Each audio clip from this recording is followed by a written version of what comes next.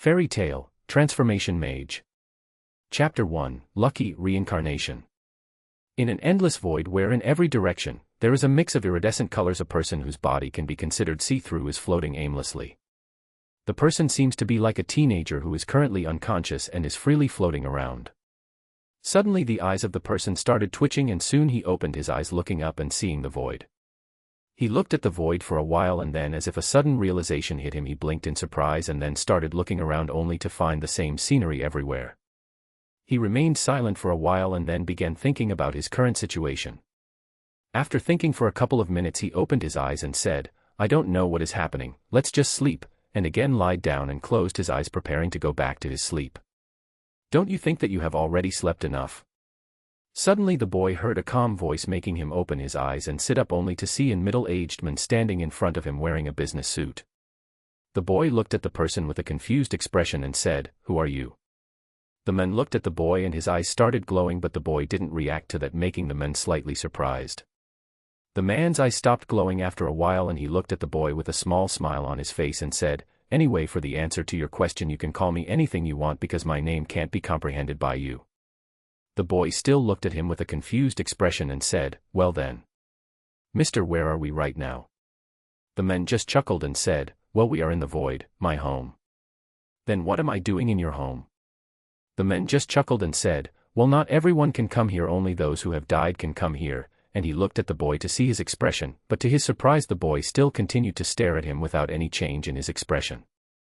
The man then gave a cough and said, "Well, even though only those who have died can come here, but still you are a bit special, since even after coming here you still have your body, though it's only the outline of your body, but still you are a bit special." The man then looked at the boy and asked, "Aren't you scared or at least confused about all this?" The boy shrugged his shoulder and said, "If I am here then I am dead, but since you are saying that I am special, then it seems that I am lucky." "So why am I special?" The man looked at him with a sweat drop and said, "The way you died made you special." At this the boy's eyes widened and he said, "The way I died? Then how did I die? Did I die saving someone who is very important or will do a good deed in future, or was it that I did a lot of good things in my world? Can you tell me, because I can't remember anything that noteworthy?" The man just waved his hand and said in a carefree tone, "Oh, nothing that serious, I was jerking off a bit and by mistake a drop fell on you, killing you in the process." After he said that there was complete silence for a while and the boy asked, "By drop, do you mean that?" The man just looked at him with a carefree expression and said, Yeah, white thingy, dick milk, call it whatever you want." The place fell silent once again and soon the boy said, "I am already doubting my luck." He then looked at the men and asked, "Anyway, so what will happen to me now?" The men looked at him and said, "Those souls that come here after their death gets purified here and are then sent back to the realm they came from as a new life. But you who have been hit by the seed of life, aka my cum, will not be able to go through the process." The boy looked at him for a while and then said, "Well, whatever it looks like, I will be in your company for a long time, so take care of me from now on. Good night," and then lied down so as to sleep. The man looked at the boy in front of him with a sweat drop and thought, the last one that was sent here by truckin' was overly excited to go to another world or something, and the one before that as well, why is this one not asking anything about that? Suddenly a realization hit him and he said, "Boy, can I ask you something?" The boy woke up and looked at the men and said, "What?" The men looked at him with a smile and said, "Do you know what is ice sky?" The boy looked at him and shook his head and said, "No," making the middle-aged man widen his eyes. "Manga?" "No." "Anime?" "Well, my sister used to watch it, but I have never seen one." "Movies?" "Well, yeah, I have watched a couple of them." The men looked at the boy with a surprised expression and his thoughts were, well, this made things a bit more interesting. The man then smiled and said, "My friend, you know that you cannot stay here." The boy looked at him with a confused expression and said, "Then where should I go?" The man smiled and said, "Well, you will get a chance to live in a different world other than yours." Hearing that, the boy got a bit surprised and said, "There are world other than mine?" The man just nodded with a smile on his face and said, "Yeah, there are world other than yours, in fact some of them may even be like fantasy worlds, with magic, dungeons, different races other than humans etc., or advanced with cool technologies. Though some of them might be a bit dangerous, but danger is there in every world, just the level of danger is different." The boy looked at the men intently and listened everything that he was saying with full attention, as this was something new to him. The boy then nodded his head and said, Then which world would I go to if there are a lot of different worlds out there? The man smiled and said, for that. The man then snapped his finger and a huge wheel with a lot of names written on it appeared. He looked at the boy and said, we will use this. Phew, if it was one of those people who knew about reincarnation stuff, then they would have directly asked me to send them to the world of their choice, that take a lot of energy. With this I can save a lot of my energy. Spin the wheel and where it stops, that's where you go. The boy nodded and floated towards the shell, and with all the strength that he could muster he spinned it, making it rotate at a very high speed. The wheel kept on rotating for quite a while and finally stopped and revealed the location of the boy's new world. Earthland. Well, I have to say that you are quite lucky. That is a very beautiful world if I have to say it myself. The boy then looked at men and asked, is it one of those fantasy worlds that you talked about? The man nodded and said, yeah, it is. In this world there are people who are able to use magic and are called mages. Don't worry, I will not send you there empty-handed. I will give you a magic to practice and an equipment to use, but what will you get depends on your luck. Also, you can use the karma points to get something you want before going to your B world. After all, it is what you earned your whole life, so you have the right to spend it. The man once again snapped his fingers and then 2 screens appeared in front of the boy. The man then looked at the boy and said, you see, the one on your left is the one which will allow you to draw the magic that you get, and the one on the right will let you buy anything that you want through your karma points, as long as you can afford it, of course. The boy nodded and said, then I would like to draw my magic first. The man nodded, and then the screen in front of him changed and a button saying push appeared on it. The boy gulped his saliva and pressed the button, and the screen in front of him started glowing in different colors and finally turned to white color before it stopped changing and started to fur down.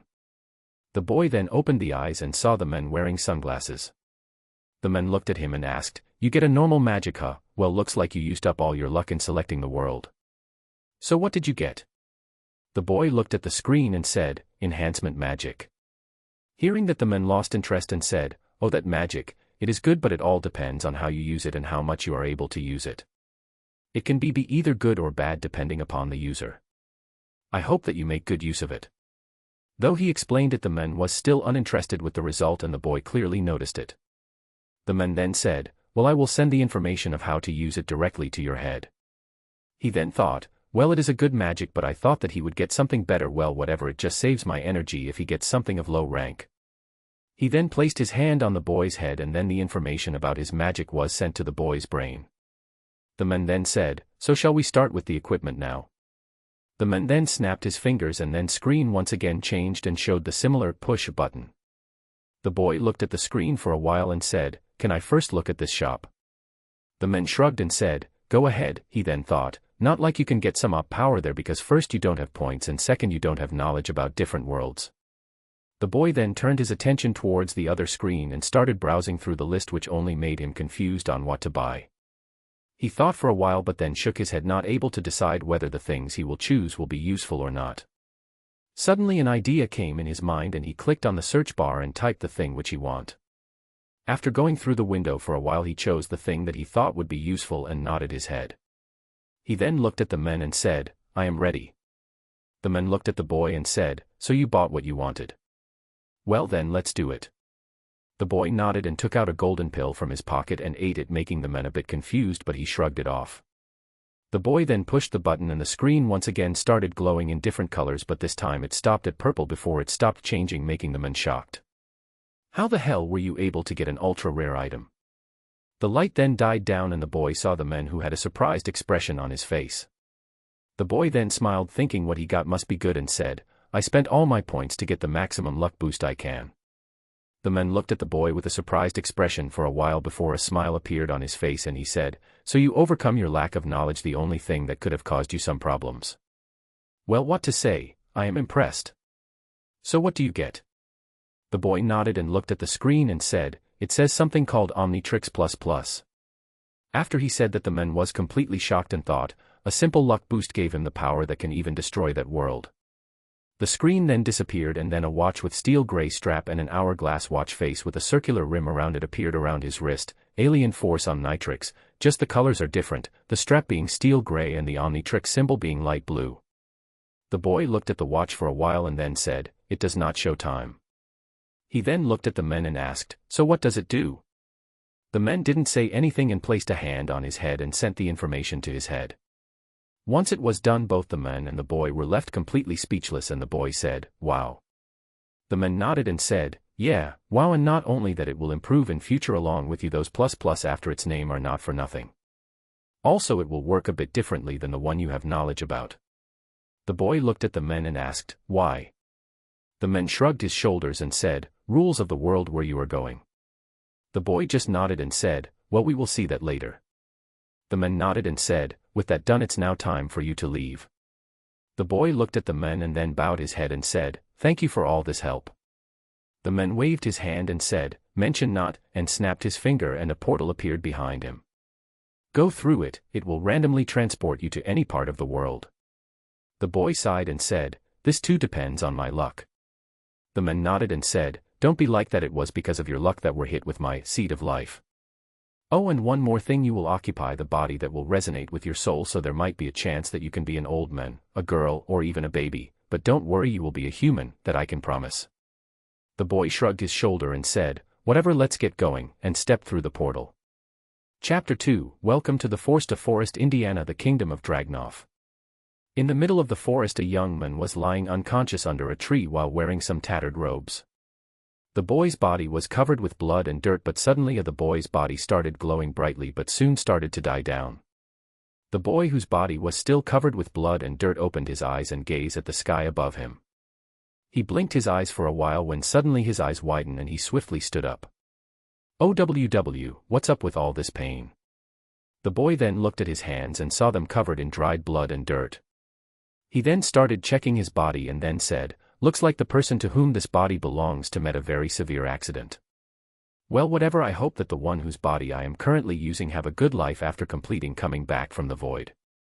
He then slowly tried to stand up and groaned in pain because of the injuries on his body. He then looked around his surroundings and saw trees and bushes all around him. He looked for a while and then said, "Looks like I am in some sort of forest. Well, I think it is better like this. If I would have woke up in some town of sorts with these wounds, the people would have freaked out." He then looked at the sky and said, "And I don't think that the sun is going down soon. I guess I should find a river or pond first to clean myself of this blood and dirt. I also need to do something for my injuries as well." Suddenly he realized something and said, "Wait, let's check that Omnitrix first." He then looked at his wrist but got surprised on seeing that no watch was there. He looked at his hand for a while and then said, "Did he scam me or something?" Just as he said that, the boy's hand started shining, and after a while the watch that he saw before in the void appeared. The boy smiled and said, "Phew, I got scared for a while." Suddenly the watch started blinking and a robotic voice came out of it. "Omnitrix setting up, taking DNA sample of the host. DNA sample taken. Genetic bond established with the host. Omnitrix asks the host to register host's full name with a voice sample." The boy looked at the watch intently and was noticing what the watch was doing. When the watch asked for his name, the boy started thinking and soon said, "Well, let's go with my old name, Damian Blake." Just as he said his name, the watch blinked twice and said, "Host recognized as Damian Blake." Damian Blake's voice registered. Initial configuration complete. The watch then started blinking red and said, "Warning, body condition very severe.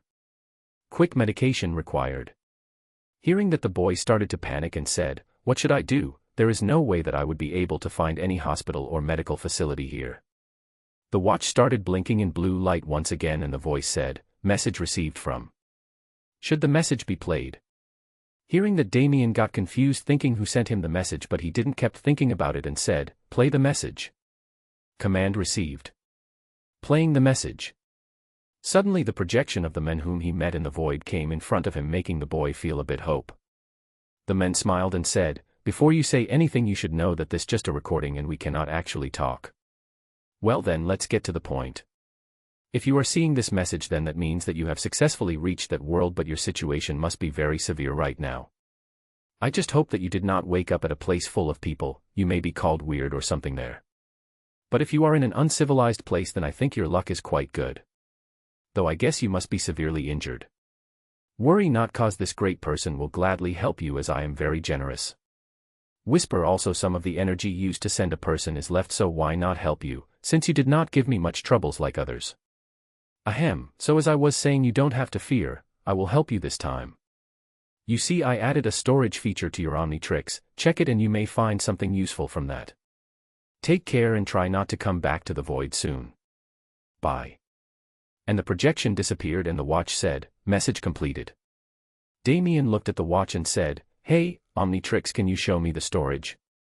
The watch blinked, command accepted, storage list opening, and a small vertical blue panel appeared over the watch face. Damien looked at the list and sighed on seeing the contents. Commoner's clothes X3. Commoner's shoes X1. Survival manual X1.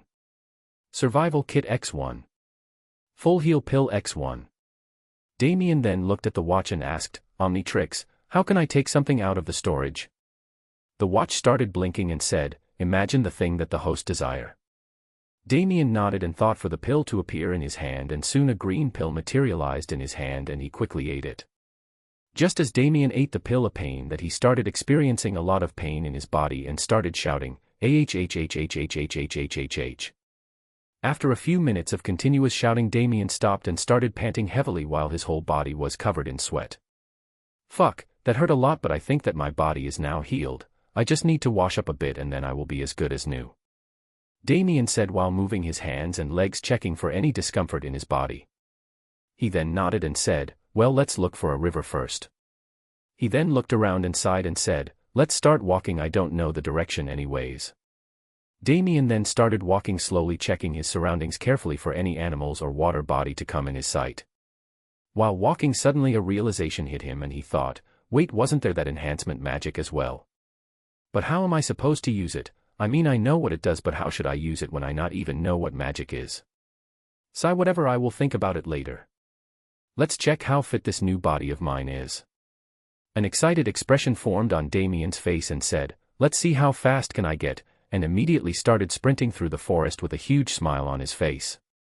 I don't know how to compare it in this world, but from the perspective of my world I am too fast. He then stopped himself while his feet slid on the ground a bit. He looked at his legs and said, and I don't feel any fatigue from all that running.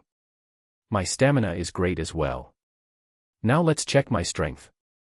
He then approached a nearby tree and said, I apologize in advance, but please bear with me. He then clenched his fist and pulled back his hand and said, here goes nothing, and with all his might punched the tree and immediately jumped back whining in pain, AHHHHH, what the hell? It hurts too much. He then looked at his fist and saw his fist was a bit swollen with a few scratches on it. His gaze then shifted towards the trunk of 3 and saw a field bump in it and said, well, at least I am a bit strong, but still it hurts a lot. Suddenly he heard the bushes behind him making a noise, alerting him of someone else's presence. Chapter 3, Run. Damien, who heard the rumbling noises coming from behind, turned around and saw the bushes to be slightly shaking and making the noise. He looked at it for a while and thought, is it a human? Looks like I am pretty lucky to run into one soon. It will be a lot less troublesome if I will be with other humans. Suddenly his Omnitrix started blinking and the voice said, the duration for the effects of the luck pill on the genetic sequence are over. Changing the genetic sequence to re-establish the genetic bond. Luck changed back to normal. Going into standby mode to re-establish the genetic bond. Damien looked at his watch, which stopped blinking and the color changed to dark blue instead of light blue. Huh, did it said something about luck returning back to usual? Damien said with a wry smile on his face. Suddenly the leaves of the bushes started shaking more violently and soon a huge boar, which was twice the height of Damien, came out of it. Seeing the giant beast in front of him, Damien gulped his saliva and said, you must be some friendly boar, right, who doesn't like to eat flesh, with a wry smile on his face. In response, the boar opened his mouth with drool coming out of it and then gave out a loud roar. Asterisk roar. Asterisk. Damien took a step back and said, guess not. He then looked back at his watch and said, well, looks like time to check this thing out. Damien then rotated the dial of the watch, but nothing happened. Huh, wasn't it supposed to do something? Damien kept on rotating the dial of the watch, but nothing happened except for the watch giving out some noises. Suddenly Damien remembered something and thought, it said, it is going on standby, right? He then looked at the boar, who was readying himself to charge towards Damien. Damien looked at the boar with a wry smile and said, hey, man, shall we fight sometime later? See how dirty I am, and who knows, after eating me you won't suffer from a disease, you could even get impotent because you eat something bad, you know. But the boar didn't understand what Damien said and charged towards him. Damien, who saw the boar coming towards him, got a bit panicked and immediately jumped to his side just before the boar was about to crash into him. The boar, who did not expect its prey to dodge its attack, tried to stop itself but still slid a bit far. Damien looked at the boar inside and said, "Looks like I have no choice but to use the thing that I just learned today." He then looked directly into the boar's eyes, making the boar look back at him and get a bit serious. Damien continued to look at the boar and said, "Are you ready? Because let me tell you, I am not going to hold back." The boar and Damien both narrowed their eyes and the atmosphere around them got tense and the winds started blowing. The boar kept on looking at Damien, but suddenly some dust which was being carried by the winds got into his eyes, making him forcefully close them, which made the boat frown. Seeing that the boar closed its eyes, Damien's eyes widened and he said, "Now's my chance," and gave a war cry. Hearing the war cry, the boar got more nervous and took a defensive position and hardened his outer body to take on any attack by using the ether nano in its body.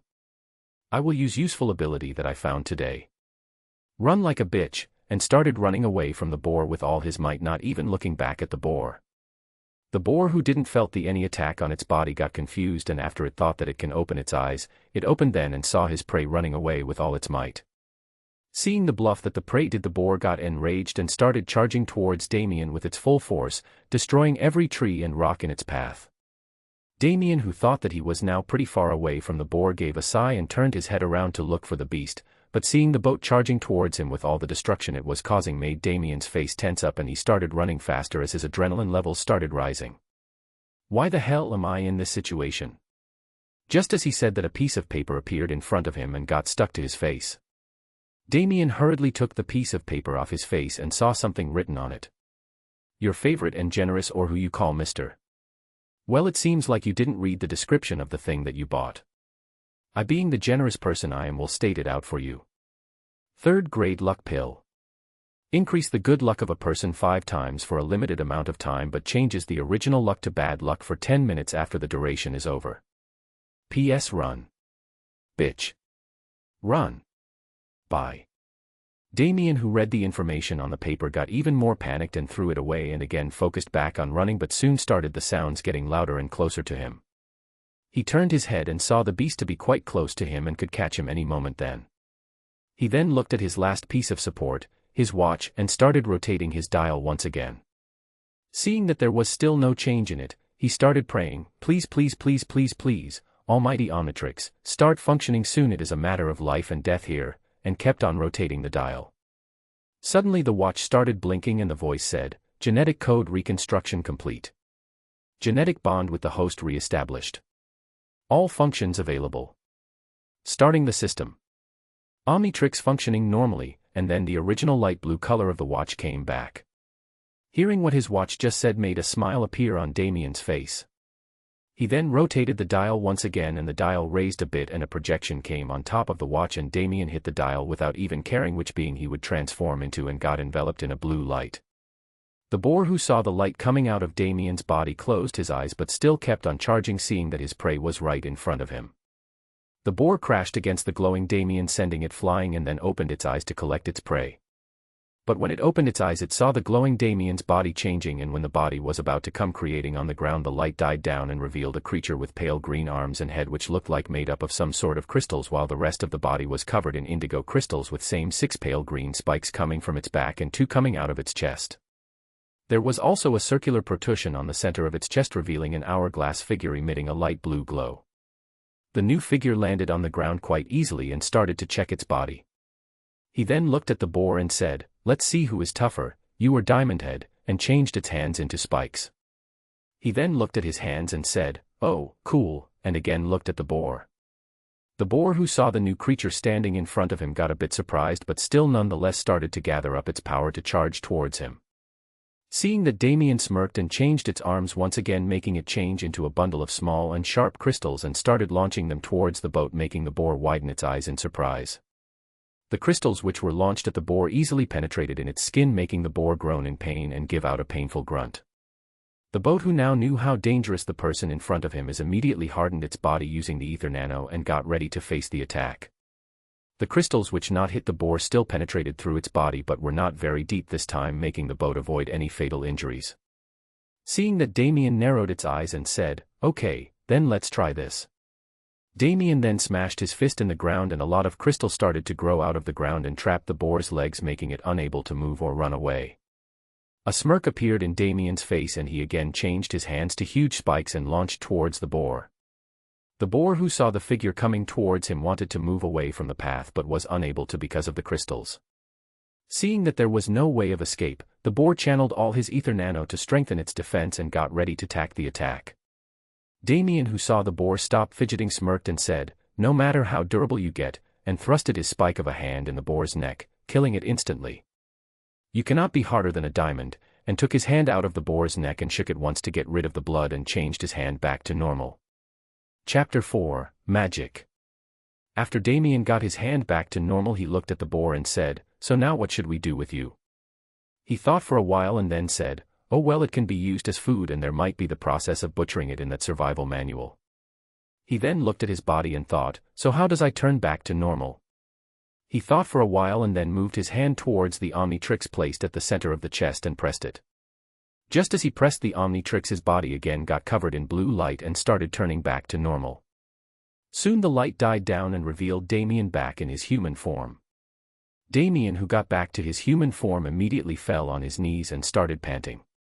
"Why the hell I feel so tired all of a sudden." Omnitrix then started blinking and said, "Ether nano levels severely low. Please recharge." Hearing that, Damien got confused and asked, "Hey Omnitrix, what the hell is this ether nano?"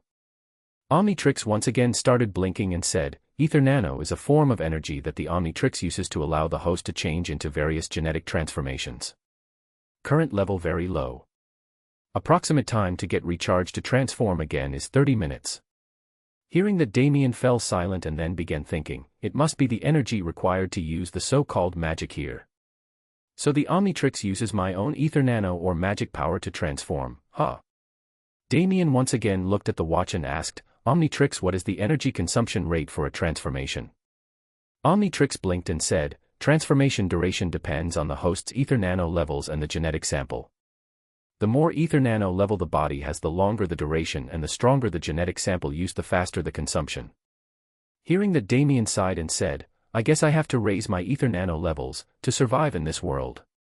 But how am I supposed to that?" Damien thought for a while and then said, "Let's first find a place to set up a camp and then try to unlock my enhancement magic. It may be like the other things, the more I practice the better it gets. Hopefully ether nano works that way as well." He then looked at the dead body of the boar in front of him and said, "Hey Omnitrix, how can I store something inside the storage?" Omnitrix blinked and said, "Point the Omnitrix towards the desired object and think about storing it." Damien nodded and pointed the watch towards the boar and thought about storing it. Suddenly the dial of the Omnitrix rose up and a yellow beam of light came out of that and covered the boar's body, and the next instant the boar's body disappeared. Item stored successfully.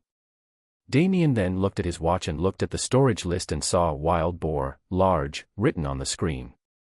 Damien then lied back on the ground and waited to recover a bit more of his magic power. After he was done resting, Damien stood up and stretched his body and said, "I will have to train my body as well. I don't want to be in a situation similar to this when Omnitrix is not working." He then looked at the spot where the boar was present and saw some of the crystals still there on the ground. He walked towards the spot and picked up one of the crystals and inspected it and said, "Let's store it as well. They are very sharp, son. They might be useful, or at least they can be sold for quite a good amount once I find the way to a town or city." He then stored the crystals and once again started moving in a random direction, but soon found a good spot close to a lake. He looked at the sky and said, "Seems like I still have some time left before the sun sets. Let's clean my body first." He then took of the rags that he was wearing and jumped into the lake and started cleaning his body to get rid of the dirt and dried blood. Once he was done, he came out and took out a set of clothes from the storage along with the shoes and wore it. He then looked in the water to check his face and was extremely surprised by how handsome he looked. The boy, who was now cleaned up, looked like a handsome young man, with messy dark violet hair and light blue eyes with small round pupils. He was wearing a pale blue short-sleeved shirt with a shaped cut on the chest, which was tied with a light brown cord along with trousers. Underneath the short-sleeved shirt he wore a white shirt with long sleeves which covered his arms along with hand-sewn leather shoes. Just imagine Yato, Noragami, wearing the clothes that Kirito, Sao, wore in Season 3 when he lived in the village. Damien looked around for a while and then said, "Let's check what is in that survival stuff," and took out the manual and survival set out of the storage. Suddenly a book, tent and some a pot to cook food along with some emergency supplies appeared in front of him. Damien looked at the stuff and said, "There are some food stuff and some spices, well, good thing that I learned how to cook." He then looked at the tent and said, "How am I supposed to set this thing up?" His gaze then fell on the book and said, "There may be some instructions in that book." He took the book in his hand and sat on a nearby rock and started flipping through the pages. Right now Damien was looking at the tent that he set up according to the instructions given the book and said, "Well, it looks durable enough." He then looked at the book once again and said, "Let's collect some firewood," and went in the forest to gather the firewood. Soon he came back with large amount of dried wood and placed it on the ground. He then started to light a fire, with the wood being successful only after half an hour of continuous rubbing of the wood. He sighed and took one of the container and filled it with water from the lake and kept it over the fire to boil it and kill the impurities inside the water. After that he started preparing the ingredients for his dinner, and once the preparation was done he kept the pot on fire to let it cook. After that he sat back comfortably on the rock and waited for the food to be ready. Soon he sat up and said, "Let's try to unlock my magic." He then sat in a meditative position and closed his eyes and tried to feel something in his body, but after a while when he didn't feel any change he opened his eyes and gave a tired sigh. "It isn't easy, I guess." He then looked at the fire which was flickering, indicating that it could go off any second. Seeing that, Damien took some dry wood from his side and threw it in the campfire. He kept on gazing the fire for a while and then thought, "Let's try to use my magic on the fire, who knows, my magic can be unlocked by it." Damien then pointed his hand towards the fire and focused on it and thought of increasing the hotness of the flame.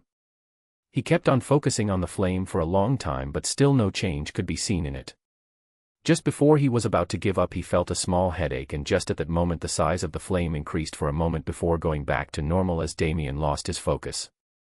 Damien looked at his hand with a surprised expression and then said, "Was that because of my magic?" He was about to try again, but he then saw bubbles coming out of the pot indicating that his food was prepared. Seeing that, he immediately stood up and tried to get a hold of the handle of the pot, but just as he touched it he felt a burning sensation and pulled his hand back.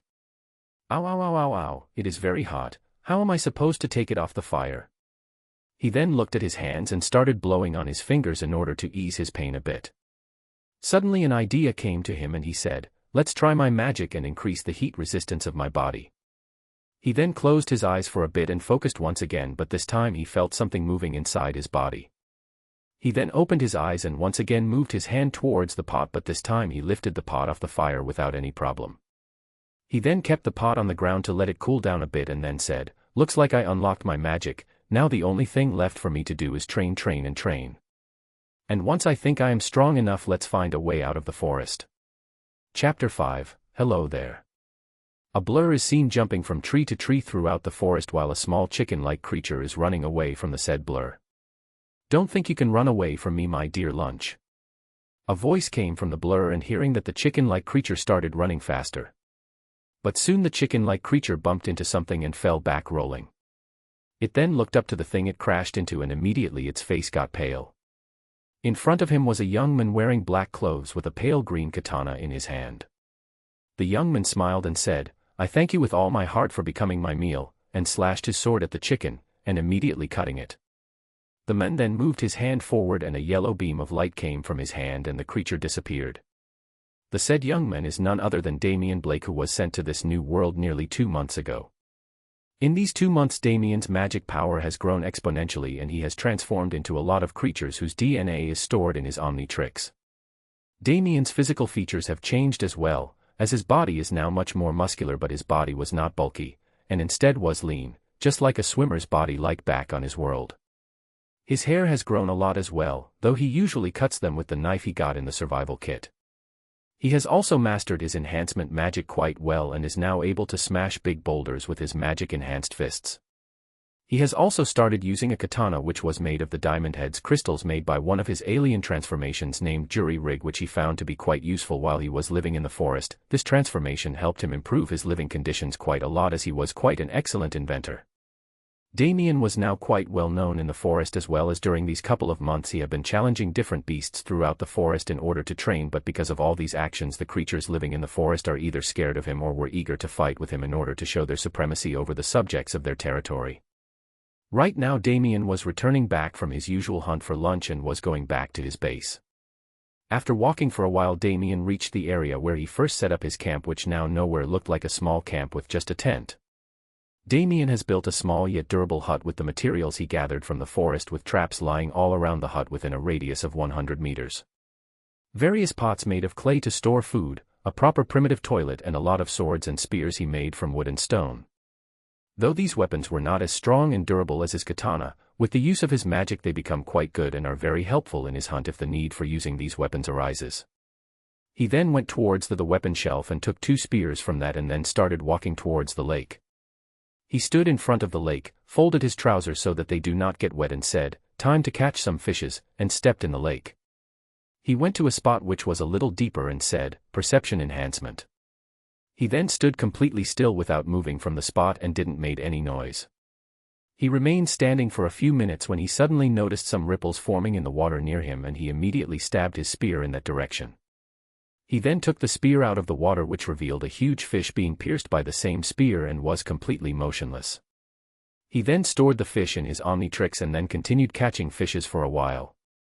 After catching enough fishes for a week, Damien started to move back towards the land but soon noticed huge ripples forming in the water. He sighed and turned around and said, "Listen here, I told you that I don't have any interest in you, your flesh is very hard that it cannot be chewed, so just go back, man." When Damien turned around he saw a huge fish thrice the size of the boar that he encountered on the first day, with a lot of bruises all over its body. Damien sighed and said, "At least wait for the injuries to heal up before the rematch." The creature only opened its mouth and made some noises. Damien sighed and said, "Look here, it will be a problem if you died, because of your injuries. If you died, other creatures will start to invade this area as there will be no boss in the lake, which means I will have to increase the security of the area." But the creature didn't understood him and opened his mouth. A small ball of water then started forming at the center of the mouth, which kept on getting bigger and bigger. Seeing the ball of water that was forming in the mouth of the creature, Damien started massaging his temples and said, "Why do I even try to reason with this brute?" He then looked back at the creature and said, "You asked for it," and rotated the dial of the watch, making it to rise up, and a projection appeared over it. He then started rotating the dial, changing the projections, and said, "Stinkfly, nah. Heat blast. Let's not even think about it. Forearms, huh, well this will do." He then looked at the creature and saw that it was still concentrating on making the ball bigger. Damien once again looked at his watch and said, "Let's do this then," and smashed the dial of his watch, and a blue light started to come out of his body and started spreading in various directions. His body started changing. Soon the light started to die down and revealed an orange-colored creature with a crab-like physique and a huge head. The creature opened and closed its pincers twice and said, "Brainstorm, you know Omnitrix, sometimes I think you are just irritating, well Brainstorm will be good as well." Damien then looked at the creature in front of him and said, "Judging by the size of the sphere which is still increasing, I think he will be stopping by the sphere will be of the size of his mouth. Which should take about 20 seconds more." He then started looking around and saw, "Okay, not seeing any life form nearby, so are you ready for a shock?" The crab's head then opened, revealing an oversized brain. Soon sparks of electricity started to form over his brain and he said, "Let's take it up a notch, enhancement," and soon the sparks over his brain started to get bigger and wilder. He then started charging the lightning in his brain and said, 5 seconds left, 4 3 2 1 shock time, and fired the stored up lightning towards the ball of water, which was now almost the size of the giant's mouth, and just as the electricity touched the ball it immediately passed throughout the ball and then to the creature, making a high voltage of electric current pass through the creature's body. But Damien didn't stood still and reduced the efficiency of the electricity passing through the rest of the water so as to not injure other creatures of the lake. Damien then started swimming towards the creature at a high speed and started to climb on the top of the creature who was being electrocuted at the moment. Damien kept on climbing towards the top of the creature by piercing its pointed feet on the creature's tough skin and soon reached at the top. Damien once again opened the lids of his head and exposed his oversized brain and said, "And now for grand finale, a lightning pillar will suffice, I goose." and once again started charging the electricity in his brain and soon shot out all the electricity towards the creature in the form of a huge lightning pillar covering its whole body, though this time he reduced the intensity of the current so as to not kill the creature and only stun it. And just as per his plan, the creature started sinking back in the lake because of being stunned by the electricity. Damien, seeing that the creature was sinking, transformed back to his human form and said, "By then, we'll see next week. Try to get healed by that time or don't come back for the rematch. Like I told you, your presence is important for this lake." He then came to the side of his back and jumped into the water. Soon he surfaced over the water and said, "Looks like my clothes got wet," and then started swimming back to the shore. Soon he reached the land and came out of the water and wring out the water from his clothes and started walking back to his base. On the way he noticed that some of the traps that he set up were destroyed and he presumed that some trespassers were invading his base. He quickened his step and saw that all the traps on the way were destroyed. Soon he came across a trap which was not destroyed and had successfully trapped whom he presumed to be the intruder. Damien looked up and saw a red-haired lady trapped in a net over a pitfall full of spikes and said, "Hello there, I guess." Chapter 6, Redhead. Damien saw the red-haired lady caught in the net, struggling to be released, but once she heard his voice she stopped and looked towards him. Damien raised his hand and said, "Hi." The lady looked at him for a while and then said, "Hello." But her eyes suddenly widened and she said, "Wait, it's not time for that. Hey you there, get me out of here." Damien just smiled and said, "Hey lady, there is something that I want to ask you." The redhead glared at Damien and said, "Put me down first." But Damien ignored her and said, "Were you the one who destroyed the traps on the way?" The lady's glare just intensified and she said, "Yeah, those annoying traps in the way, I destroyed them, after all I had to get out of them. Now get me you." Before she was able to continue, Damien said, "Do you even know how much time it took to set those traps up? And just forget about setting them, making those traps took even more time. And you destroyed all the traps on the way, don't you have any consideration for the hard work that someone did on setting them up?" After ranting out for a while, Damien stopped and started breathing heavily while he was still glaring at the trapped lady. The redhead looked at Damien as if he was an idiot and said, "Then what do you expect me to do, stay trapped in there?" Damien snapped once again and pointed his finger at her and said, "You are still bound in a trap, can't you have been stayed in the first or the second one instead of destroying all of them after being trapped?" The lady still kept on staring at Damien with a deadpan expression and said, "And what am I expected to do while being trapped in those earlier traps?" Damien looked at her with an irritated expression and said, "I don't know, maybe wait for the one who set the trap up just like you are doing now." The lady looked at Damien for a while and then sighed and said, "Look, what's done is done, now can you get me out of this net?"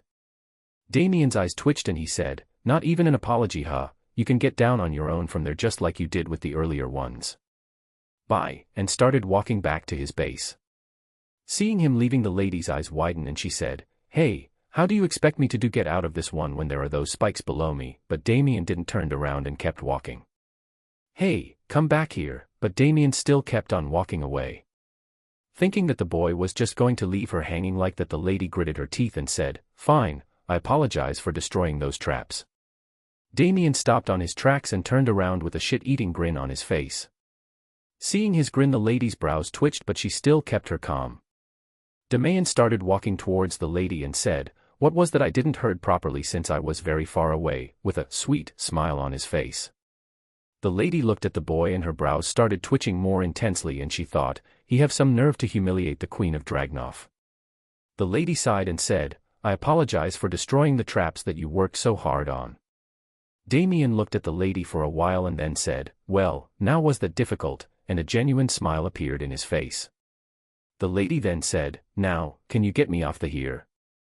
Damien nodded and took a wooden spear out from his storage. Seeing Damien materialize the spear out of nowhere, the lady got shocked but immediately her eyes widened on seeing Damien aiming the spear towards her. She was about to say something but before she was able to, Damien narrowed his eyes and threw the spear towards the lady's direction.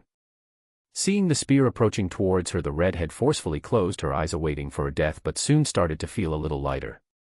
She then opened her eyes and found herself falling towards the ground while still trapped in the net. She then looked down towards the spikes with fear evident in her eyes and once again braced herself for death while a few ears formed at the corner of her eyes. But Damien, who had thrown the spear to cut the rope by which the net was hanging there, jumped over the pit and caught the redhead before she fell in the pit. Damien, who was now holding the redhead covered in the net in a Princess Carrie, looked at her and said, "Hey, you are down now, so mind standing on your own feet." The lady opened her eyes and the first thing that she saw was Damien closely staring at her. Damien, who was looking intently at her face, smiled and said, "Now that I take a closer look at your face, I think that you look very beautiful." But once she heard those words, she snapped out of her trance and looked around her only to find herself in the boy's hands. Her expression immediately formed into that of anger and she immediately punched Damien's face, throwing him away, crashing into a tree. The lady herself fell on the ground because of that, but soon stood up and removed the net from her body and said, "I asked that how you save someone." Damien's body was currently being crushed by the huge trunk of the tree he crashed into, while some blood was coming out from the small wounds that he got because of the collision. Damien immediately enhanced his regeneration and strength and threw the log lying over him and stood up. He then looked at the lady with a glare and said, "Hey, this is how you treat someone who saved you." The lady pointed towards the boy, who shouted at her and said, "Making someone feel close to death and twice at that is not how you save someone. You should be grateful that I did not left you hanging there and let you be an appetizer for the beasts living in the forest." Suddenly both of them started feel tremors coming from the ground and got alert.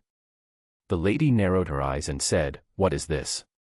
Damien looked towards a certain direction and said, "Your blessing, since you destroyed the traps in that area, the bastard is coming here, to challenge over the territory. Seriously, how much of a pain can you be?" Damien then narrowed his eyes and said, "Just asking, but are you confident in holding your own ground, right?" The lady smirked and said, "Hey, don't worry if you are out to die, I will save your pitiful life at the very least to repay you for saving my life." Damien took out his katana and in an uninterested tone said, yeah, whatever," and both him and the red-headed lady took a stance for the fight. Soon both of them noticed two huge scorpions coming towards them, one black and the other one blue. Damien kept looking at them and said, "If you want, you can still run away." The lady snorted and said, "The same applies for you as well. I really want to, but I don't want to take any risks and allow you to lead them any further, you have already caused enough problems." The lady looked at him and said, "You know you can be very annoying." Damien looked at her with a smile and said, "Oh my, I was thinking the same thing, you can be very annoying as well." Hearing that, the lady's brows twitched and she said, "Enough of that, do you have any plans on dealing with them?" Damien looked towards the scorpions rushing towards them and said, "Can you take care of one of them?" The lady nodded her head and said, "I can. Which one are you taking on?" "Black." The lady nodded and said, "Fine, then the blue one is mine." Damien nodded and said, "Lady, make sure to not get bitten by them and hit by their stingers, their poison is no joke." Lady nodded and said, "Oh, and call me Irene, lady will be very problematic to communicate with each other." Damien chuckled and said, "Then Irene, you can call me Damien." Irene nodded and said, "Don't die soon, I still have to beat you for saving me." Damien just smiled and said, "Well, I will try."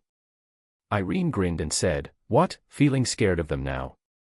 Damien looked at her and said, "You are very rude for not letting me finish, I was saying that I will try to not finish it soon." Irene snorted and said, "Now you are getting overconfident," and looked forward as the scorpions were now very close to them. Damien didn't said anything and enhanced his speed, strength, and the sharpness and durability of his katana.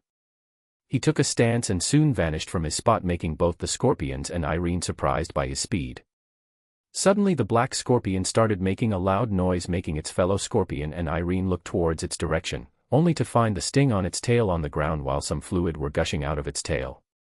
Irene looked at the scene in front of her with surprise evident in her eyes, but was then brought back to her senses when she heard, "Still thinking that I am overconfident?" Irene turned her head to see Damien standing on top of the black scorpion's head with a smile on his face, holding a katana which was covered in a purple fluid.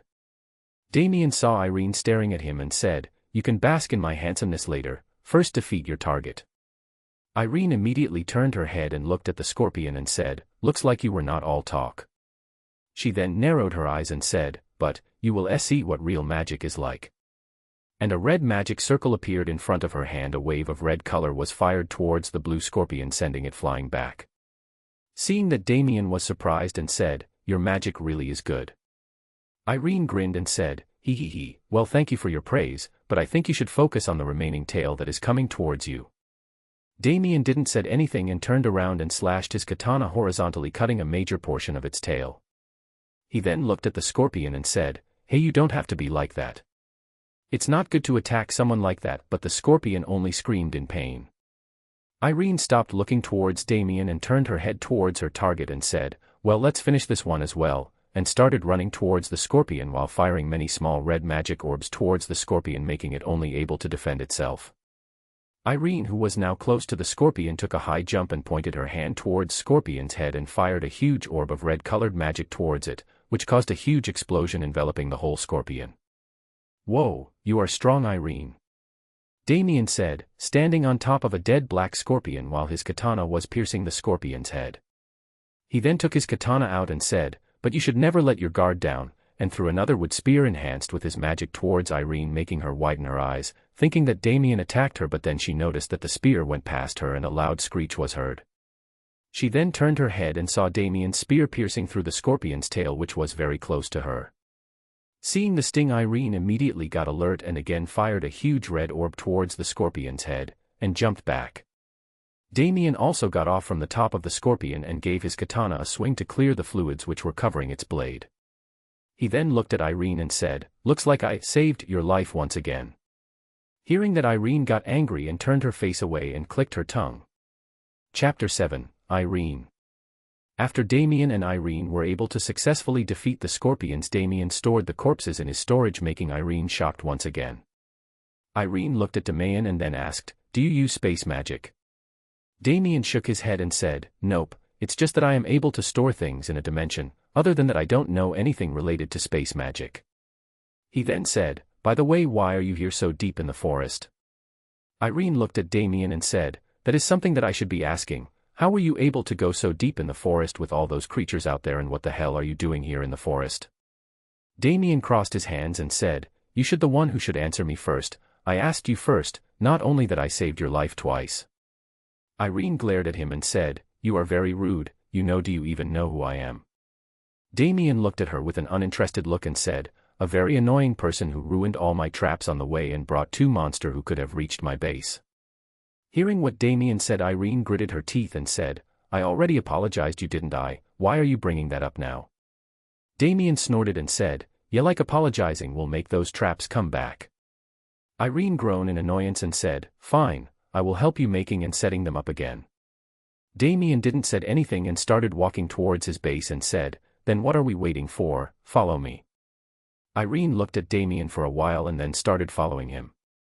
While walking, Damien looked at her and said, "So what a beautiful girl like you doing here? I mean, you are strong and can protect yourself, but still, what are you doing here so deep inside the forest?"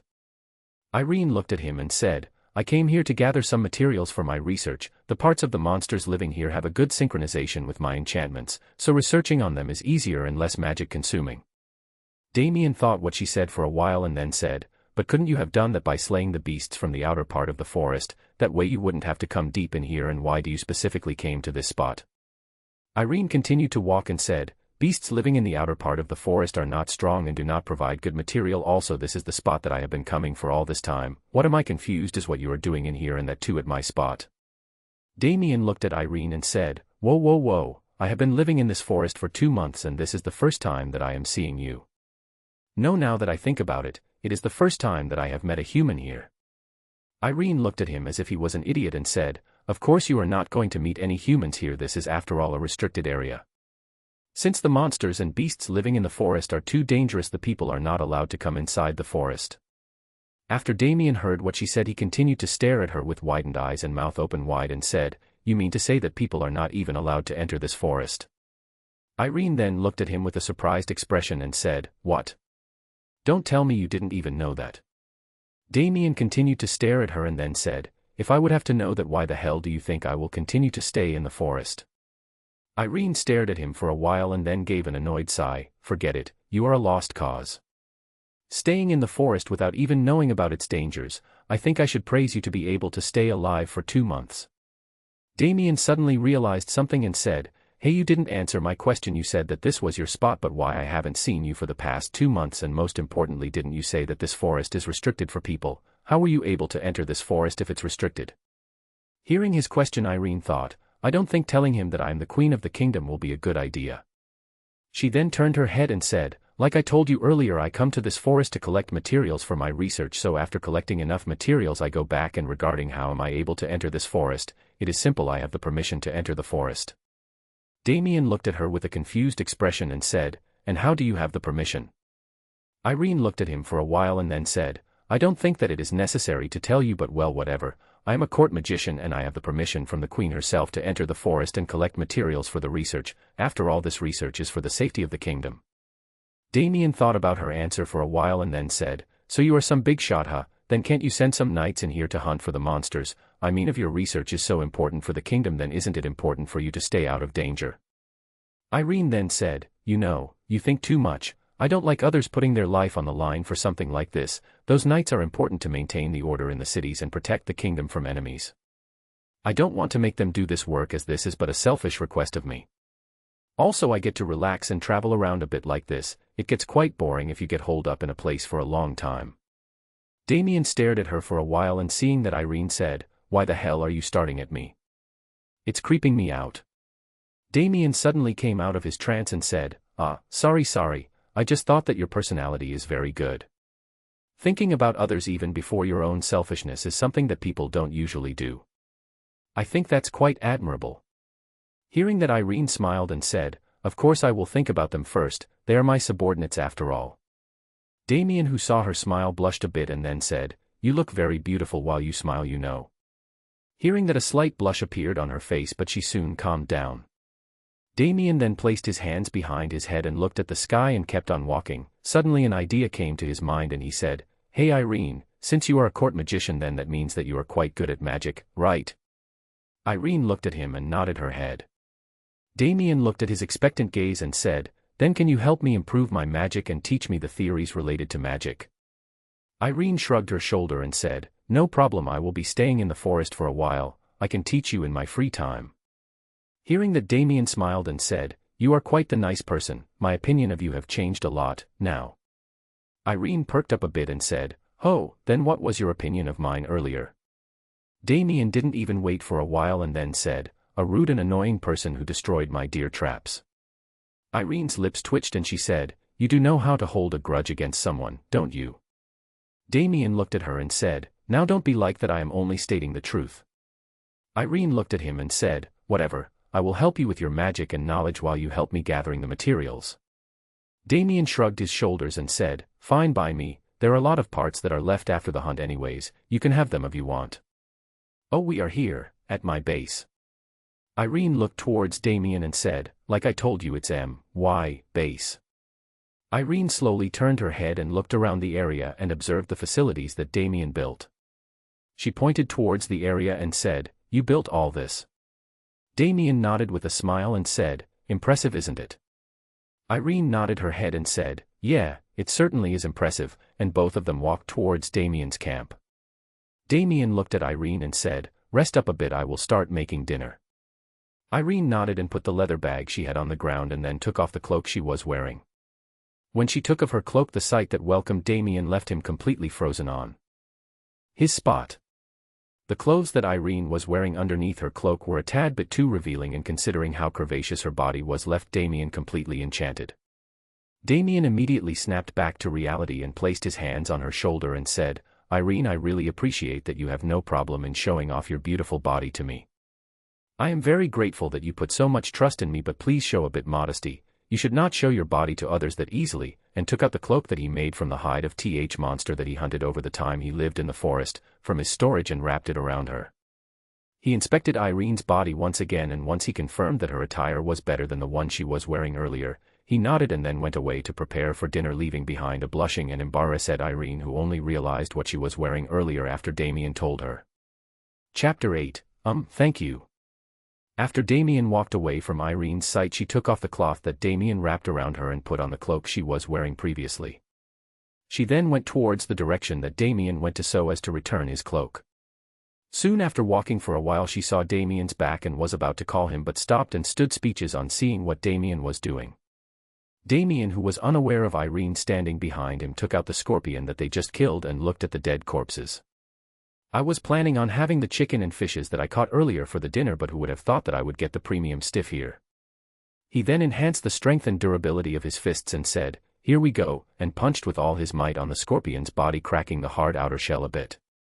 He looked at the shell and said, "It's a lot tougher than the last one I caught." He then enhanced a bit more and then started punching the outer body of the scorpion, making various cracks appear on its shell. Seeing the cracks on the shell, Damien smirked and said, "One last blow." He then lifted the scorpion's body and threw it up in the sky and let it fall down freely. When the body fell down on the ground, a dust cloud was formed by it which covered the whole body. Once it settled down, it revealed the scorpion with pieces of its broken shell lying around it. Seeing that, Damien smirked and said, "Well, I got the materials for Irene as well." He then approached the corpse and took out his katana to cut off the remaining shell of the body and then butcher the good part of the meat in its body. Once it was done, he stored the rest of the corpse in the broken shell and took the meat to clean it. When he turned around with the meat in his hand, he saw Irene looking at him with a surprised expression and her mouth open wide. Damien looked at her with a confused expression and said, "Is something wrong, Irene?" Hearing his voice, Irene came back to her senses and said, "I came here to return this cloak to you." Damien smiled and said, "Keep it, I have lots of them, it will be cold in the night anyways." Irene only nodded and then stared at the meat in his hands. Seeing that Irene was eyeing the meat, Damien grinned and said, "I know that you must be hungry, but you cannot eat this raw." Hearing that, Irene's brows twitched and she said, "I am not hungry, I was just thinking whether you were really going to eat that." Damien looked at her with a confused expression and said, "Of course, after all it's a delicacy." Irene looked at him with a wary look on her face and thought, "Is that really fine to eat that meat? I have never seen or heard someone eating scorpion meat." Irene looked at Damien and then said, "Will it really be safe to eat a scorpion? They are poisonous after all." Hearing that question, Damien thought, "Looks like eating this beast is not something that people here usually do." He then smiled and said, "Don't worry, I have tried eating one before, it certainly is delicious, and regarding that poison, only the stinger on the back of its tail is poisonous, so you don't have to worry about that."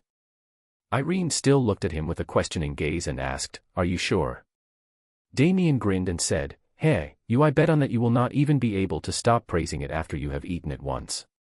The one that I ate before was smaller than the one we defeated today, and the meat this time is looking even more delicious than the last one, so I can give you my guarantee about it." He said and started walking away with the meat to prepare it. Irene looked at him walking away and shrugged her shoulders and said, "Whatever, if the thing turns out to be inedible, then I still have the dried meat that I brought with me," and walked back to the campsite. Soon Damien came back with the prepared ingredients and sat in front of the fireplace and started a fire and started cooking the food. Irene, who saw him working, came there and said, "Do you want my help with anything?" Damien looked at Irene, who was looking at him. He then started looking around and then said, "Nope, there is nothing left to do except for cooking anyways, even the firewood is stocked. I can handle it on my own." Suddenly he realized something and said, "If you want to have a bath you can do so, and in that time I will prepare the dinner." Hearing what he said, Irene looked at him with a raised eyebrow and asked, "You mean that you have a bath here?" Damien shook his head and said, "Not the one that you are imagining, it's just a big container, in a closed space, fill it with water and a simple bath will ready, though a hot bath might not be an option." Irene shook her head and said, "No, this much is already enough." Damien nodded with a smile and then showed her the way to the bathroom, and soon he returned back after he got a warning on not daring to peek at Irene. Damien soon came back and started cooking and thought, "Well, I can certainly heat the water with heat blast or some other alien, but let's just keep a trump card at my sleeve, it is not wise to be completely open towards someone whom you just met." Meanwhile, Irene, who was in the bathroom, which was dimly lit by 2 torches stuck in the walls, sat back in a relaxed position in the tub and looked at the ceiling made of wood and sighed. "Today have been very tiring. Who would have thought that I would meet an idiot who is living in the forest for 2 months without even knowing about how dangerous it is?" Her face then turned serious and she said, "But he is no simple person, his magic power is very high, almost as high as some court mages back in the castle, not to even mention that his swordmanship too and strength are both better than many of the knights. I will try to know more about him in my stay here, and if it turns out that he is dangerous for the kingdom, then I would have to end him."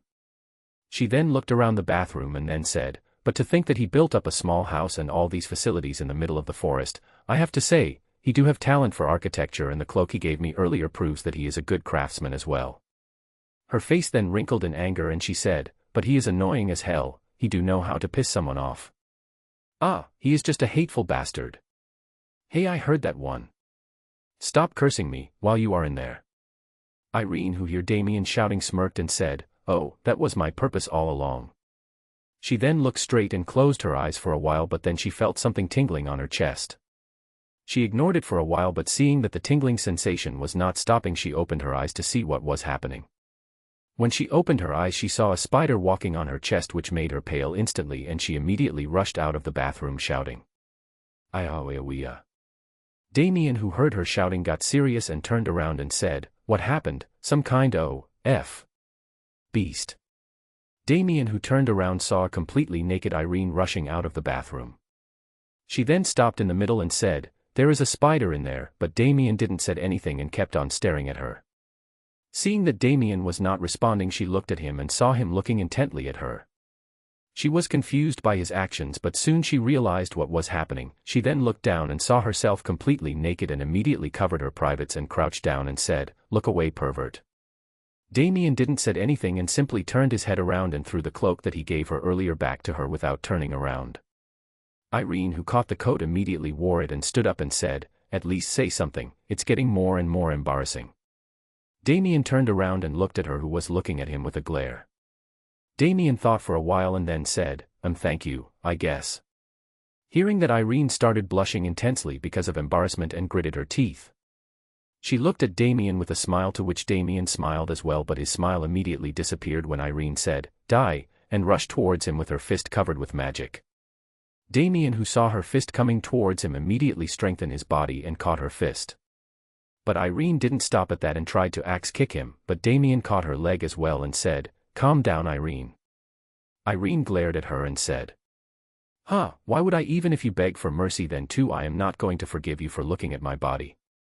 Damien shook his head and said, "The problem is not that." Irene cut his speech and said, "I don't care what your problem is, but you will go through hell." Damien sighed and said, "Then you are not going to stop?" "No." "Fine, then I also don't mind the view that I am currently witnessing." Irene got confused by what he said, and seeing that Damien pointed towards her leg, which was being held by him. Irene too looked at her leg and immediately started blushing on noticing what he was talking about. Since she was not wearing anything under the cloak, her naked body was in full view to Damien from under the cloak. Seeing that, Irene stopped putting force in her fist and kicked. Damien released her and covered her body properly with the cloak and said, "Go and change, we will talk after that." Irene simply lowered her head and walked back to the bathroom to change her clothes. Seeing her walk away, Damien sighed and sat back on the log near the campfire and said, "My life is just like a dick." He sighed once again and thought, "Beautiful women always make it hard," and looked down at the huge bulge in his trousers. Chapter 9, Insecure. After Irene came out of the bathroom fully dressed and Damien was able to calm down his brother, both of them sat opposite to each other with a complete silence.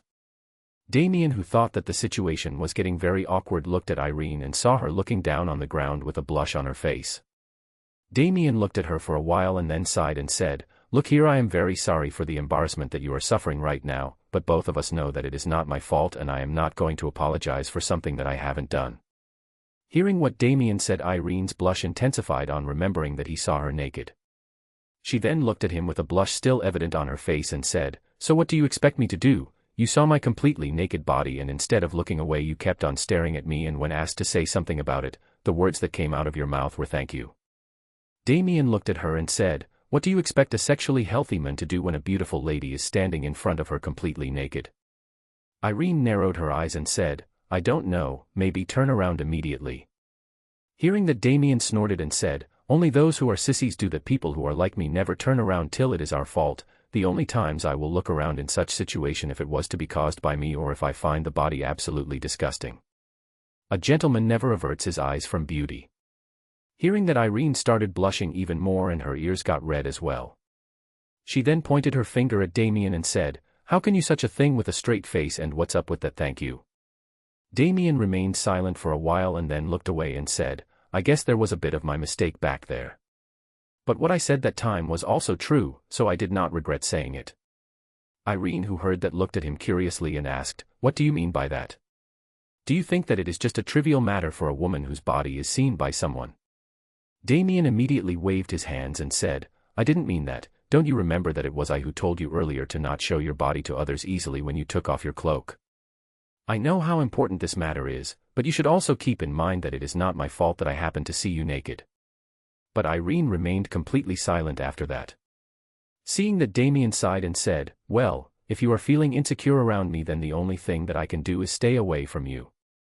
I apologize for making you feel that way, but I will still say this: the incident is not my fault. He then stood up and pushed the log he was sitting on further away from the fire while J.E. kept on the pot and the skewers that were being cooked. Irene just looked at him sitting further away from her and then looked away, feeling a bit guilty. She too knew that it was not Damien's fault, but the fact that she felt a bit insecure because of the incident with the fact that Damien and her met only today made her unable to forgive him. She just sat there in silence while looking at the sky. Damien, who saw that the food was almost prepared, took out some plates, bowls, and spoons made out of wood and went towards the fire. He checked the soup and tasted a bit, and feeling satisfied with the taste, he smiled and took out some soup in 2 bowls and placed some of the skewers in 2 plates. He then walked towards Irene's log and placed her food a bit away from her and said, "Here's the dinner," and started walking back. He picked up his portion and sat back on his place. He looked at Irene and said, "If you want to have seconds, just take it from the pot directly," and started eating his food with a smile on his face. Irene looked at the food intently for a while, trying to judge whether there was something mixed in it, but when she heard Damien telling her to take seconds if she wanted, she looked at him, and seeing him eating the food with a smile on his face made her a bit relieved. She then took a spoonful of soup and placed it in her mouth, and immediately her eyes widened because of the delicious taste of the soup. She then looked at the soup once again and then turned her head towards the meat skewers. She took one in her hand and looked at it hesitatingly, as she knew that the meat belonged to a scorpion. She didn't want to eat it, but the aroma it was giving off made it very difficult for her to ignore it. She gulped her saliva and opened her mouth and took a bit out of the skewer, and immediately she got shocked because of the tenderness of the meat. She continued to chew it, and with each time she did that she felt that it kept on getting better and better. Seeing her reaction, Damien chuckled and said, "Delicious, right?" Hearing his voice, Irene looked at Damien and saw him smiling at her. She blushed a bit and said, "Yeah, it certainly is delicious," and showed a beautiful smile on her face. Seeing the smile, Damien once again got enchanted by her and said, "Looks like I was correct, a smile suits you a lot." Hearing that, Irene blushed a bit but soon composed herself and said, "Sorry about earlier." Damien just waved his hand and said, "Don't worry, it is common for such a thing to happen after that incident. I think that you handled yourself much better. Normally women would be ready to kill the person if they happen to even catch a glimpse of their underwear." Hearing that, Irene chuckled and said, "Well, you are certainly right about that, but don't get ahead of yourself. If you do something inappropriate, I will make sure that you will think that those normal women would look like angels to you." Damien just chuckled and said, "What do you take me for? I already told you I am a gentleman. I am not going to do anything to you if that will make you uncomfortable." Irene snorted and said, "We will see about that," but soon a smile appeared on her face. Damien smiled as well and then said, "You should hurry up and eat that before it gets cold." "Oh," Irene said, and then looked at the bowl in her hand, immediately started eating her dinner. After that, both of them just continued to have their dinner while chatting a bit with each other from time to time. Once Damien was done cleaning up everything, he looked at Irene sitting in front of the campfire and said, "You should rest now, it's getting late." Irene looked at Damien and then towards the sky. She then yawned and said, "Well, it certainly is getting late." Damien nodded and said, "You can go in that house and take the bed, I will sleep outside." Hearing that, Irene looked at Damien and said, No, I cannot let myself do such a thing. It is your house, so you should be the one sleeping in there." Damien looked back at her and said, "Like I told you, I am a gentleman, and a gentleman cannot let a lady sleep out here alone, and while he himself stays in the house." Irene was about to protest, but Damien cut her speech and said, "Besides, you are still feeling a bit insecure of me, right?" Irene, who heard that, remained silent and just looked down on the ground. Damien sighed and said, "Like I said, you should not blame yourself for that. It is completely normal to feel insecure of strangers. So if you are not planning to sleep out as well, or feel that I am plotting something, then take me up on that offer." Irene looked at him for a while, seeing which Damien grinned and said, "Of course, if you want someone to warm your bed, then you just have to ask, you know." Hearing that, Irene immediately blushed and said, Who wants someone to warm their bed, you idiot? Fine, just sleep here outside," and started walking towards the house, and after entering it she shut the door with a bang. Damien just chuckled and said, "Well, at least she is not that wary of me now. But I have to admit, she is very beautiful." He then looked at the house for a while and then shook his head and said, "Let's go to sleep as well," and took out a bed made of wood from his storage and lied on it, and after closing his eyes, he slowly drifted off to sleep, completely ignorant about a blushing redhead who heard him calling her beautiful. Chapter 10, Training. The next morning after waking up, Damien went to do his daily workout in the forest, running around, jumping from tree to tree and picking up some fresh food materials. He then came back and took a bath to get rid of the seat and dirt, and soon came out completely refreshed. He then started preparing breakfast for both him and Irene, and when it was about to be prepared, he went towards the house to wake Irene up. He knocked on the door for a while till he heard something crashing on the ground. He chuckled, thinking that it was Irene who fell from the bed, but soon controlled himself so as to not let her know that he was laughing at her, or there might be a beating session that he have to face. Soon the door opened and a half-awake Irene opened the door. Damien, who looked towards the door, became stiff, but he still said, "Breakfast is about to be ready, so hurry up," and then immediately went away. Damien, who was walking back, thought, "I have to ask her to do something about the clothes that she wear under those cloak. She is making my life very hard. And how the hell can she wear such type of clothes, if she was feeling insecure?" He then stopped thinking for a while and then said, "But I have to say, her body is very curvy," and a slight blush appeared on his face. He then sat down on the log and waited for Irene to come, which didn't take much time, and both of them started eating. While eating, Damien looked at Irene and asked, "So when will you help me with my magic and traps?" Irene looked up and said, "We can start once we finish eating, but before that you have to tell me what your magic is and how it works. After that only would I be able to think of a way to help you." Hearing that, Damien's brows furrowed a bit and he said, "But doesn't that will make you aware about the strength and weaknesses of my magic? I don't feel quite comfortable with that." Hearing that, Irene thought for a while and then said, "Then how about I tell you about my magic as well? Will it be fine with that?" Damien thought for a while and then said, "Fine, that seems acceptable." After that, both of them started to explain each other about their magic, and once they were done, Damien said, "So you are able to imbue your magic on other objects to improve their stats and apply different abilities to them. Damn, it cool. Looks like it is similar to my magic but better. You can make the effect last for any amount of time if you use enough magic power." Irene nodded and said, "But I think your magic is quite good as well, able to enhance your abilities without making any formation. Unlike enchants, your enemy can't even predict what you did.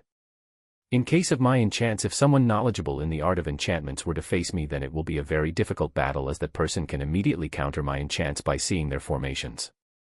Damien nodded in understanding and then said, "Then do you have any idea how can I improve my magic?" Irene nodded and said, I think you should work on increasing your magical power and efficiency to use magic first, to last longer in a battle, because in case of your magic, the amount of magical power is the key. The more you have, the stronger you can get, or the longer you can fight. I think you should also train your body, because it might break if you are not able to hold up to a very high amount of enhancement." Damien thought for a while and then said, "And how should I do that?" Hearing that, Irene smirked and said, "By doing chores." Damien looked at her with a weird expression on his face and said, "What?" Irene kept on smiling and said, "Enhance your body to the maximum and do your normal chores without reducing the amount of enhancement. This way both your control over your body and magic power will increase." Damien thought for a while and then enhanced his body to the maximum, and tried to stand up, and immediately the ground under his feet cracked because of his strength, but he ignored it and was about to walk away, but Irene stopped him and said, You cannot do that," and Damien immediately turned around in a blink of an eye and looked at Irene with a confused expression and said, "What am I not allowed to do?" Irene pointed at the crack that formed on the ground and said, "That, you have to do the things just like you do without enhancements. That is, you have to maintain the same output with the increased amount of input. You have to look like you don't have any enhancements on your body, but in actuality it should be enhanced to the maximum." Damien looked at her for a while and then said, "How is it going to help me?" "It will help you improve your efficiency. If you are able to manage the output while increasing the input, your body's ability to control magic will increase itself, and you yourself will be able to handle your body better. Slowly, if you are able to master it, you may be able to do some tasks which require a lot of magical power with just a bit of it. This also improves the concentration of ether nano inside your body as it continuously gets depleted and refilled over time. It can also help in improving your recovery rate." Damien thought for a while and then said, "In simple words, you are telling me to make it such that controlling large amount of mana becomes something like a muscle memory." Hearing that, Irene smiled wryly and said, "Well, not exactly, but something similar to that. You just need to know that you have to do chores like a normal person while still having an abnormal power." Damien nodded and said, "Well, I think it is easy, and tried to walk once again, but this time as well a crack was formed on the ground, making Damien look at the crack with a wry smile while Irene looked at him with an amused expression. After that, Damien kept on trying to move around, but all the time Irene reprimanded him of using too much power or speed, making Damien completely annoyed. Seeing that Irene was trying very hard to not laugh at his problems. After 6 hours of continuously maintaining his body to his upper limits, Damien started to feel headache, and finally he stopped and lied down on the ground and started breathing heavily. The whole area around him was full of cracks and craters and debris that were formed by him when he tried to walk or make his traps, which kept on breaking as he was not able to maintain his strength. Irene, who was looking at Damien, looked at him with a bit of surprise in her eyes and thought, to be able to keep releasing the maximum amount of magic he possibly could for 6 hours, how much of a monster is he? His magical power is somewhere near mine, a bit lower than me, but his efficiency is already better than some low-level court mages. I don't think that it will take much time before both his magic power and control reaches my level. She then walked towards him and gave him a wooden glass filled with water. Damien immediately took the glass and started gulping it down. After he was done drinking, he remained still for a while to catch his breath and said, "This was the worst thing that I have ever done in my life." Irene just chuckled and said, "Oh, don't say that, the fun part is still not started." Damien looked at her with a confused expression and asked, "What fun part?" Irene just smiled and said, "Didn't I say that you have to improve your physical condition as well, to utilize the full potential of your magic? So let's start your physical training." Damien looked at her and then pointed at himself and said, "You do know that I don't have any magic power left, right?" Irene just nodded and said, "Of course, that is even better. So get ready and let's spar," and a red magic circle appeared in her hand. Seeing the magic circle, Damien's eyes widened and he then looked at Irene with a pleading expression and said, "Come on, Irene, you should not make these types of jokes." Irene just continued to smile and then said, "Run," and fired an orb at Damien. Damien, who saw the orb coming towards him, immediately jumped away and an explosion occurred where he was sitting. He looked at Irene and said, "Hey, you want me to die or what?" But Irene didn't say anything and continued to fire her orbs towards Damien while he kept dodging them. Even though he was out of magical power, his body was still very fit, thanks to the training he did for the past 2 months he lived in the forest. Damien, who was dodging the orbs, looked towards the explosion that occurred near him and thought, "It's confirmed she wants to kill me." He then saw Irene, who waved her hand on seeing his gaze and continued to fire the orbs. Damien, who saw that, thought, "How can she look so beautiful to me when she is trying to kill me?" He then sighed and said, "Well, let's get serious as well," and took out his katana from the storage and started cutting through the orbs that were coming towards him. Seeing Damien cutting through the orbs, Irene narrowed her eyes and thought, "Also he finally decided to get serious, huh?" She then started to put enchantments on her body, making it more durable and agile, and increased the power of her attacks. Damien, who saw her putting enchantments, narrowed his eyes and thought, "I have to finish it soon," and started running towards Irene while dodging and cutting through the orbs with his katana. He then applied a small enhancement to his body as he has recovered a bit of his power, and immediately his speed increased a bit. Irene, who saw Damien's increase in speed, thought, "So he has recovered a bit, huh?" and increased the speed of her attacks. As Damien kept getting closer and closer to Irene, he started to get troubled on keeping up with her attacks. He got hit by multiple orbs, but he still kept running towards her. Just when he thought that he was about to reach her, Irene smirked and fired a huge orb towards him, making him open his eyes wide. Damien started to get nervous on seeing the size of the orb, and it was almost impossible for him to dodge that. Seeing that, Damien gritted his teeth and enhanced his body's durability and took the attack head-on, but still passed through the attack and was about to attack at Irene, but before his katana was about to connect, Irene easily caught the blade, making Damien surprised, and then punched him in the gut, making Damien cough out some saliva, and then he became unconscious and fell on the ground. Irene looked at the unconscious Damien and said, "He was able to fight this well when he was already exhausted, although I didn't go all out, but still, it somehow is making me feel very bad." She then crouched down a bit and looked at his face for a while and then said, "Now that I look at him carefully, I think he looks quite handsome." A small smile then appeared on her face and she said, "Well, looks like the time I will be here will not be boring." Chapter 11, Lewd. Later in the evening, when Damien woke up and opened his eyes, he felt pain all over his body.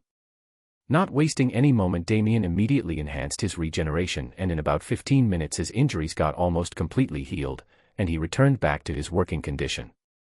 He then sat up and started looking around and found himself in his house. Irene must have brought me here, thought Damien. He then stood up from his bed and after changing his clothes he went out of his house. After coming out he started looking around the area and was surprised to see the damage that was caused by their spar. He also looked at the cracks on the ground and thought, I have to somehow manage the strength so as to not make these cracks. He then started looking around and said, by the way, where is Irene? He then started looking around and checked the facilities but still couldn't find her.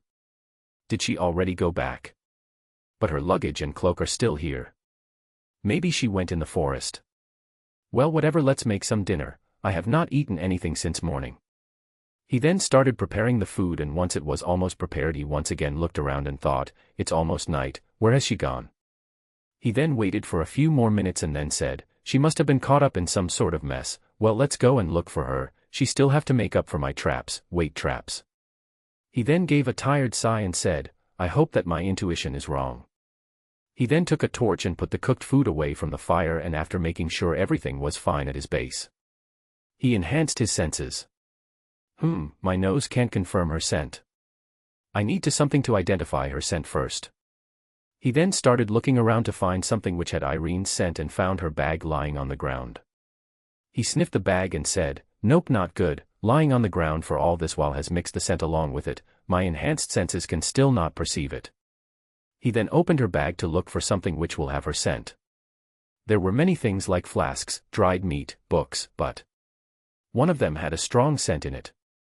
He searched for a while and then found a cloth inside the bag which had a strong scent which was common among all of her belongings. Assuming that it was Irene's scent he sniffed it and then started searching around the area to find Irene. Soon he picked up her scent and started following it. She must be close, her scent is getting stronger, and started rushing through the forest and soon found her and sighed on seeing that his intuition was correct. He looked up and said, you do love getting tied up in traps, right?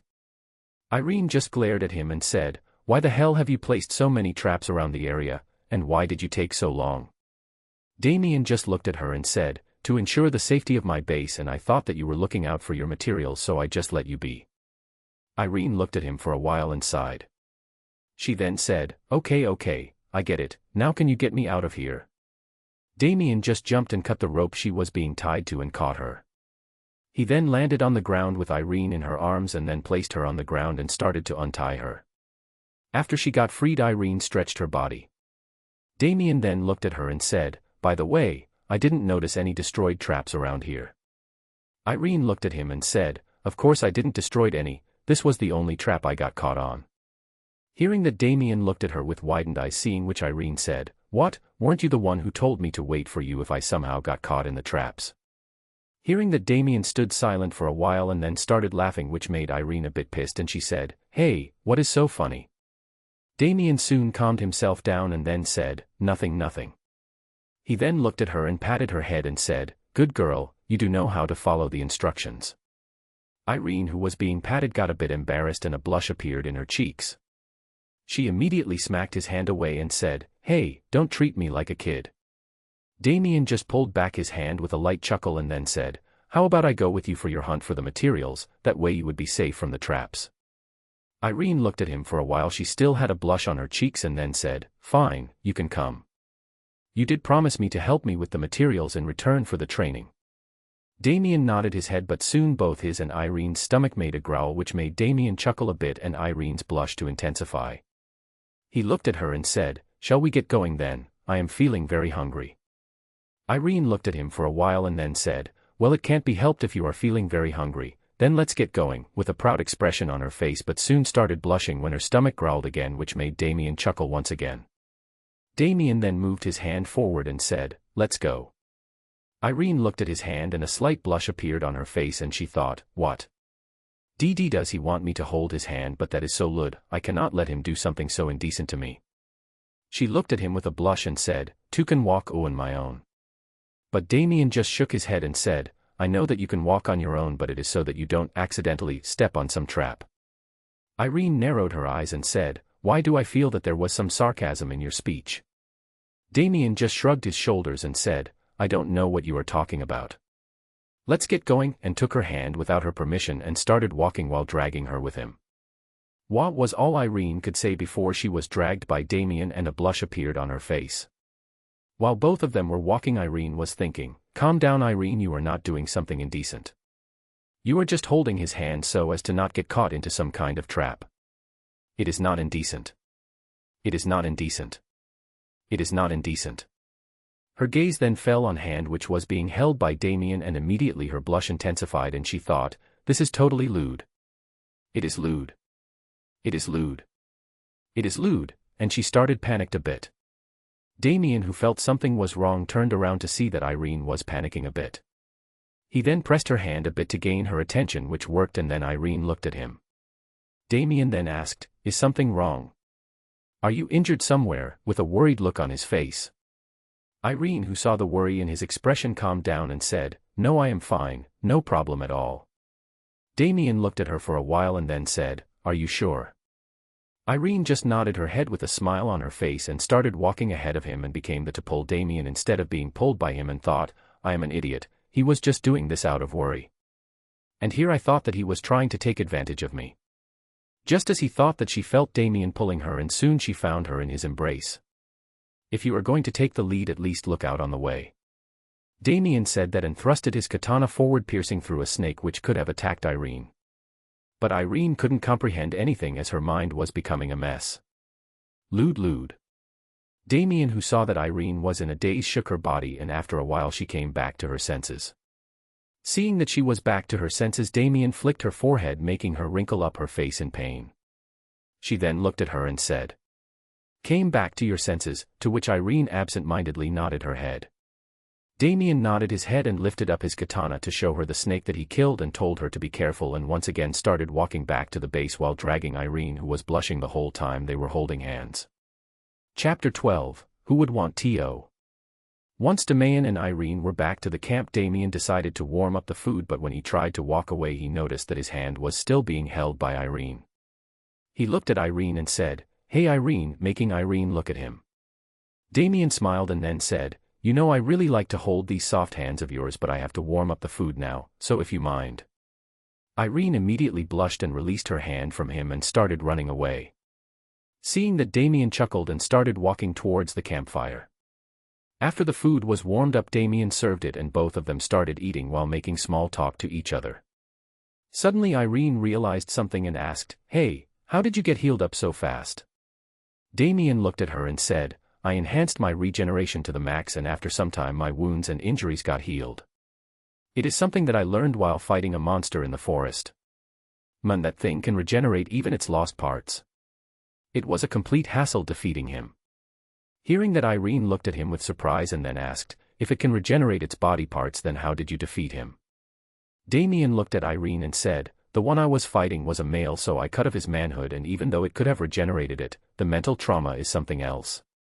So while he was mourning I pierced his head and heart while he was distracted." The area felt completely silent for a while, and then Irene said, "You really have some crazy ways to deal with things." Damien just shrugged his shoulders and said, "Everything is fair at end, love and war."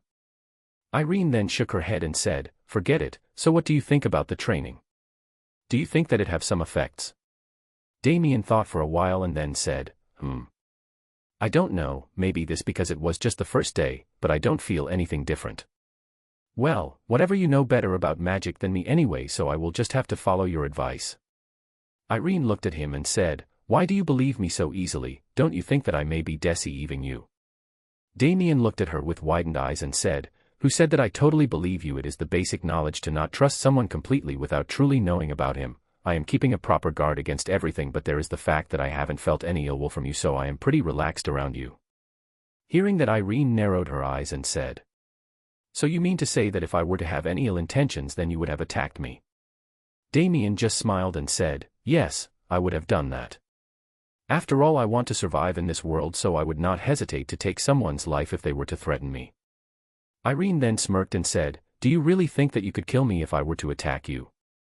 Hearing that, Damien just waved his hand and said, "Nah, you could beat me pretty easily, if I don't use Omni tricks, that is.